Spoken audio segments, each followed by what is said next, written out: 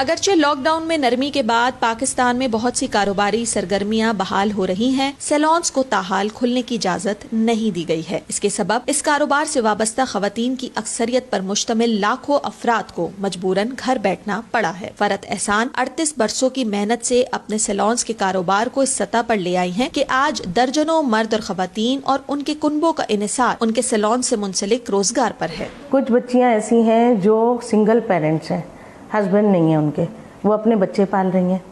کچھ لوگ ایسے ہیں خواتین جو بیوہ ہیں، وہ اپنے بچے پال رہی ہیں، لیکن کیا ہے باہر نکل کے کام نہیں کرنا، لیڈیز میں کام کرنا۔ ہم کبھی یہ سوچ بھی نہیں سکتے کہ ہم اپنے اسٹاف کو نکالیں گے، کیونکہ یہ وہ اسٹاف ہے، کوئی 25 سال سے، کوئی 30 سال سے، کوئی 32 سال سے، کوئی 18 سال سے۔ اگر کچھ بھی ہوگا تو اپنی پراپرٹی بیچیں گے، اپنا گولڈ بیچیں گے، اپنی ساری چیزیں بیچیں گے، کیونکہ جب 40 سال پہلے کچھ نہیں تھا تو ان کے ساتھ چل کر سب کچھ بنا۔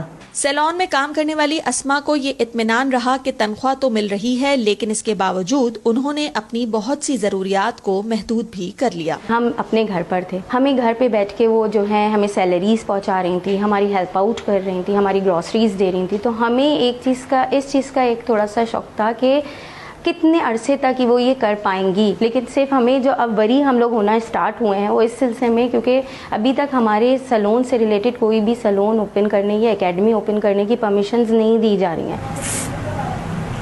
کووڈ-19 نے جہاں چھوٹے بڑے کاروبار کو متاثر کیا، وہیں کئی لوگوں میں یہ ہمت بھی پیدا کی کہ وہ خود سے جڑے افراد اور ان کے خاندانوں میں یہ امید روشن کر سکیں کہ یہ وقت کٹھن ضرور ہے لیکن ہمیشہ کے لیے نہیں۔ ہما گزشتہ 9 برس سے سیلون چلا رہی ہیں۔ حکومت کی جانب سے سیلون کھولنے کی اجازت تو اب بھی نہ مل سکی، لیکن کلائنٹ اور ورکر کی خاطر وہ کچھ گھنٹہ پارلر کھول لیتی ہیں۔ میں جاب بھی کرتی ہوں، ٹھیک ہے، میں چاہوں میں آج پارلر بند کر کے چلے ٹھیک ہے، میں جہاں بہت اچھا گزارا ہوتا ہے تھوڑا سا میں کم کر دوں گی، لیکن مجھے پتا ہے کہ جو میری ورکر ہیں وہ سروائیو نہیں کر سکتی میرے بغیر، اپنی سیلری کے بغیر، اس سیلون کے بغیر۔ کرونا کا خوف اپنی جگہ، لیکن شازیہ کو اس بات کی پریشانی بھی تھی کہ وہ کس طرح سے اپنے روزگار کو جاری رکھ پائیں گی۔ 17 مارچ کو پارلر بند ہوا، 18 مارچ کو ہماری آنر خود ہی ہمارے گھر پر آ کے ہمیں سیلری دے کے گئی، انہوں نے ہمارا بہت خیال کیا۔